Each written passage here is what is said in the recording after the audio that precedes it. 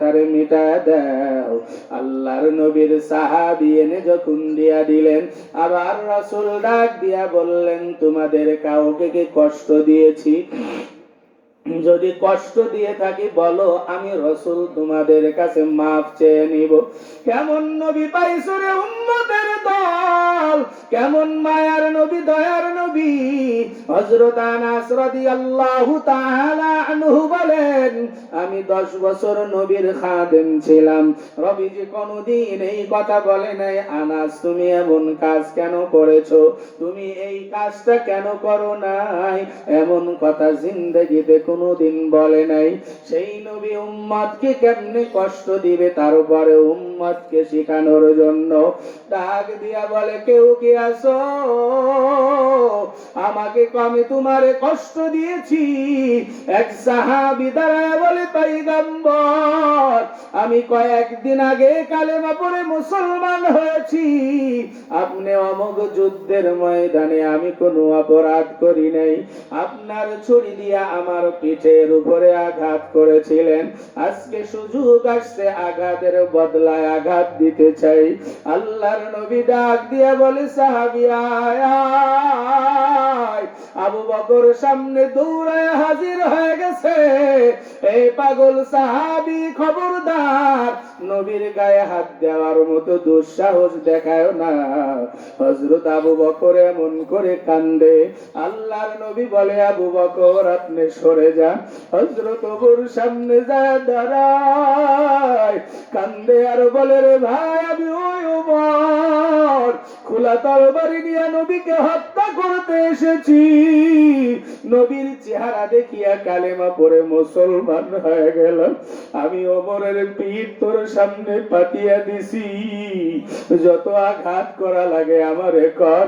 আল্লাহর নবী বলে, ভাই ওমর সরিয়ে যাও, আমার পাওনা আমারে দিতে দাও। নবীর সাহাবী সামনে হাজির হয়ে গেছে। আল্লাহর নবীরে ডাক দিয়া বলে, পয়গম্বর, ওই ছুরিটা দেন যেই ছুরি দিয়ে আপনি আমার পিঠে আঘাত করেছিলেন। আল্লাহর নবী ফজল ইবনে আব্বাস কে ডাক দিয়া বলে, যাও ফাতেমার কাছ থেকে আমার ওই ছুরিটা নিয়ে আসো। ফাতেমার কাছে যায় যখন চাইছে, ফাতেমা প্রশ্ন করেছে, সব বিস্তারিত বলার পর ফাতেমা হাসান হুসাইন কে পাঠায় দিছে, যাও যাও, তোমরা দুই ভাই থাকতে নানার শরীরে যেন কেউ আঘাত না করে। হাসান হুসাইন সামনে আসিয়া হাজির।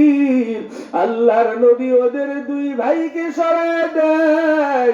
আল্লাহর নবীর সাহাবী বলে, পয়গম্বর, আপনি যখন আঘাত করেছিলেন আমার পিঠে কোনো চাদর মুবারক ছিল না, আপনার পিঠের থেকে চাদরটা সরায়া দেন। আল্লাহর নবীর সাহাবীর কথা শুনিয়া ময়দানে সাহাবাদের কান্নার রোল পড়িয়া গেছে। আল্লাহর নবী পিঠের থেকে যখন চাদর সরাইয়া দিছে, আল্লাহর নবীর পিঠের উপরে খতমে নবুয়তের সিলমারা মোহর ছিল, গোস্তের টুকরা একটু উঁচা ছিল। সাহাবী হাতের থেকে তরবারি ফেলায়া নবীকে পিছন দিক থেকে জড়া ধরছে, খতমে নবুয়তের সিলের উপরে চুমা খায় আর বলে, পয়গম্বর, এই দুনিয়া থেকে আপনি বিদায় নিয়ে চলিয়ে যাইবেন। আমি কয়েকদিন আগে মুসলমান হয়েছি রে নবী, এখনো পর্যন্ত ইবাদত বন্দেগী তেমন করতে পারি নাই, আজকে যেহেতু সুযোগ আসছে একটু চুমা খায় নিলাম। আল্লাহর নবী মুখ মুছিয়া দেয় আর ডাক দিয়া বলে, সাহাবী, আমার খতমে নবুয়তের মোহরে তুমি তো চুমা খাইলা না, চিরতরে বাউলার কাছে জাহান্নাম হারাম করিয়া নিলি। এ নবীর আশিক উম্মতের দল, এমন করিয়া দুনিয়ায় মাপ চাইতে পারো না, দুনিয়ার জিন্দেগিতে গুনাহ মুক্ত জীবন করতে পারো না, নাই। আর যখন মারা যাও গাজা জানাজায় দাঁড়ায়া বলো লোকটা কেমন ছিল। হাজার অন্যায় করার পরে ওই সময় মনে চাইলেও বলে ভালো ছিল, মনে না চাইলেও বলে ভালো ছিল। ঠিক না বেঠিক? জোরে কর। এই জন্য মরণের আগে মাপ চাওয়া যাওয়া লাগবে। মরণের আগে কবরের সামান গুছায়া তারপরে যাওয়া লাগবে। এই জন্য আল্লাহ বললেন ওয়ালা তামুতুন্না ইল্লা ওয়া আনতুম মুসলিমুন, খবরদার মুসলমান না হয়ে কেউ মৃত্যুবরণ করিও না। এই জন্য কলিজার টুকরা যুবকদেরকে বলবো ভাই, আর শয়তানের ঢুকায় দুনিয়ায় চলিও না। নামাজের পাবন্দি করো, কোরআনকে ভালোবাসিয়া নাও, ইসলামের তাজিম তামাদ্দুন গুলা মানিয়ে নাও। এর বৃদ্ধ বাবা চুল পেকে গেছে, দাড়ি পেকে গেছে, রব্বে কারীমের কাছে পানা চাও, ইবাদত বন্দেগী করিয়া রব্বে কারীমের কাছে গুনাহ থেকে পানা চাও। ও পর্দার আড়ালের আম্মা জানেরা, বোনেরা আমার, আর কতদিন বেঈমানি করিয়া চলবা? আর কতদিন নামাজ না পড়িয়া চলবা? স্বামীর সঙ্গে ঝগড়া ফাসাদ করিয়া কয়দিন চলবা? চগলখুরি গীবত শিকায়েত আর করিও না। ও মা বুড়েরা, বেপরদায় চলিয়া মজা পাইছো? তুমি কি জানো বেপরদায় চলার কারণে কেমন শাস্তি হয়? আল্লাহর নবী মেরাজে যায় দেখলেন নারীদের মাথার চুলের সঙ্গে জড়ি বাঁধায়া ঝুলাইয়া রাখছে। আবার একজন ফেরেশতাদেরকে দিয়া চুলগুলা জাহান্নামের থেকে পিলাস বানায়া টানিয়া টানিয়া ছিঁড়তেছে। আর যারা নাফরমানি করিয়া মুখটা বাহির করিয়া চলতেছ, চুল বাহির করে চলার কারণে এমন শাস্তি হয়। আল্লাহর নবী বলেন যারা চেহারা বাহির করিয়া পরপুরুষকে ধ্বংস করেছ, আল্লাহ নাফরমানদের গলার ভিতরে একটা সাপ পেঁচায়া দিবে। ওই সাপ চেহারার উপরে কামড়াবে আর বলবে হাযা মা কানাসতুম, এ দুনিয়ার নাফরমান, এটা তোমার কৃতকর্মের ফল। বেপরদায় চলার কারণে আমি আল্লাহর মাখলুক তোরে কামড়াইতেছি। এ পর্দার আড়ালের মা বোনেরা, এমন করিয়া কি অন্তরে ভয় হয় না? ওই জাহান্নামের ভয় অন্তরে নিয়ে জীবন পরিচালিত করিয়া নাও। খাদিজাতুল কুবরা এত কিছু করার পরেও কবরের ভয়ে কান্দে কান্দে পাগল হয়ে গেলেন।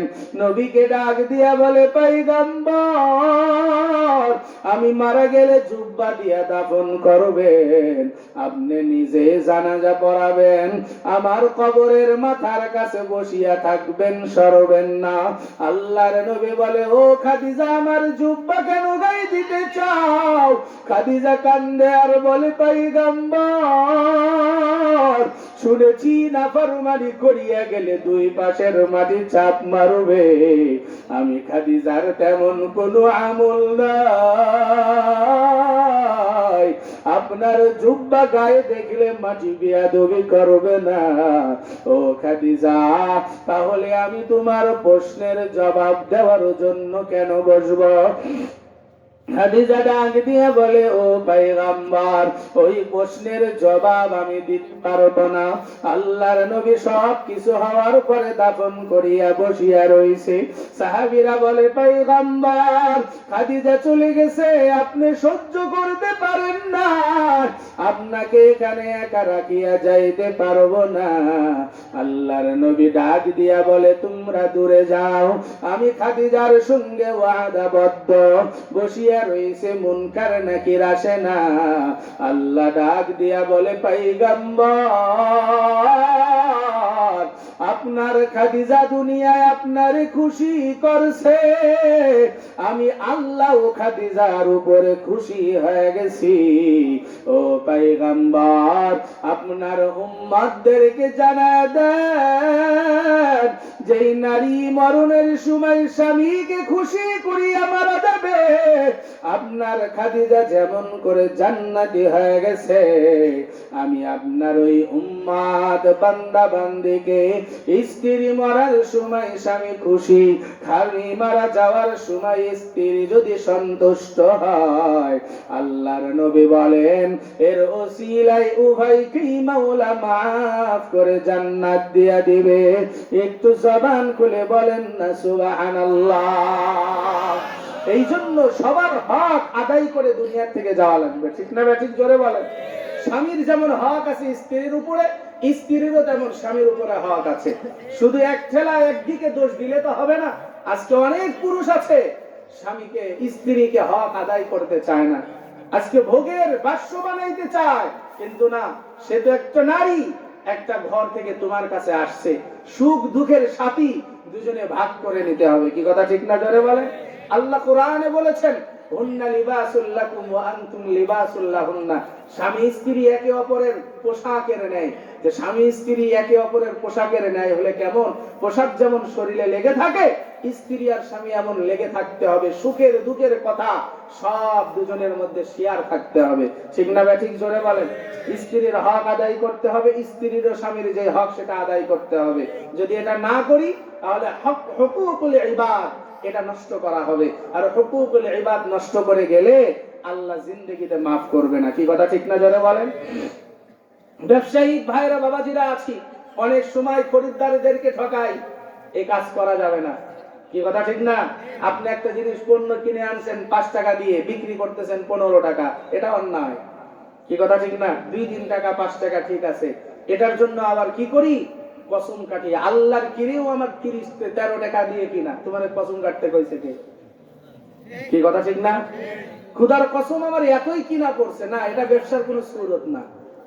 এই জন্য ভাই বাবা যারা হিসাব বিকাশ করতে হবে। শ্রমিক গিরি করো, তোমার মালিকের হক সঠিক মতো আদায় করতে হবে। খেতে খামারে কাজ করো, খবরদার এক কোদাল যদি আল ঠেলে আরেকজনের কোদালের ভিতরে ঢুকে যাও, জমির ভিতরে ঢুকে যাও, রব এটা বরদাস্ত করবে না, ঠিক না জোরে বলেন। বাবা মা হয়েছি, সন্তানের হক আছে, আদায় করতে হবে। সন্তানের হক হলো সর্বপ্রথম রাসূল বলেন দুনিয়াতে আসার সাথে সাথে ছেলে হলে এক কানে আযান এক কানে ইকামত, এটা হলো সন্তানের হক। কি কথা ঠিক না। 7 দিনের দিন চুল কেটে আকিকা দিয়ে সুন্দর নাম রাখো, এটা হলো সন্তানের হক। এই দুইটা হক হওয়ার সাথে সাথে এরপরে যখন আস্তে আস্তে বড় হবে, 3য় নাম্বার হক তাকে দ্বীনের তালিম দাও, রবের পরিচয় শিখাও, রাসূলের পরিচয় শিখাও। এরপরে আস্তে আস্তে হালাল হারামের তমিজ শিখাও। এগুলা যদি না করো তাহলে সন্তানের হক আদায় করা হয় না। এই সন্তান যখন বড় হবে, তুমি মা বাবার খেদমত করবে না, এই সময় তুমি সন্তানের দোষ দিবা লাভ নাই বাবা। কি কথা ঠিক না জোরে পান। এই জন্য ছোট থেকে সন্তানের হক যখন আদায় করবা, তুমি যখন ছোট হবা, বৃদ্ধ আর বৃদ্ধা হবা, তখন তোমার সন্তানের উপরে তোমার যে হক আছে সেই হকগুলো তারা পালন করবে, ঠিক না ঠিক জোরে বলেন। ইসলাম কমপ্লিট পরিপূর্ণভাবে 4 দিক থেকে রাসূল সব জানায় গেছেন। এই জন্য বাবাজিরা, যুবক ভাই, পর্দার আড়ালের মা বোনেরা, যতটুকু সম্ভব বোঝানোর চেষ্টা করলাম। এই কাজ করলে মুমিন হওয়া যায়, মুসলমান হওয়া যায়। আর গুনাহের কাজ নিয়ে দুনিয়ায় চললে মুসলমান হওয়া যায় না। আজকে থেকে কি ওয়াদা করা যায় যে আজকে থেকে আর গুনাহ করব না, নামাজ ছাড়বো না, পর্দা করব, হালাল হারামের তমিজ করে চলবো? কারা কারা রাজি আছে একটু হাত উঠায় দেখায়। লিল্লাহে তাকবীর, লিল্লাহে তাকবীর। আল্লাহ আমাদের সবাইকে কবুল করে নেন, দ্বীনের জন্য কবুল করেন, বলেন আমিন। সর্বশেষ বেশি সময় নেওয়া যাবে না, 5 থেকে 10 মিনিট। মসজিদের উন্নতি কলবে মাহফিল আমার আগে হযরতের কাছে অনেক দিয়েছেন, যদি আবার কেউ দেওয়ার মতো থাকেন একটু জলদি করে আসেন। আল্লাহ তাবারাক ওয়া তাআলা যাদের সামর্থ্যবান বানিয়েছেন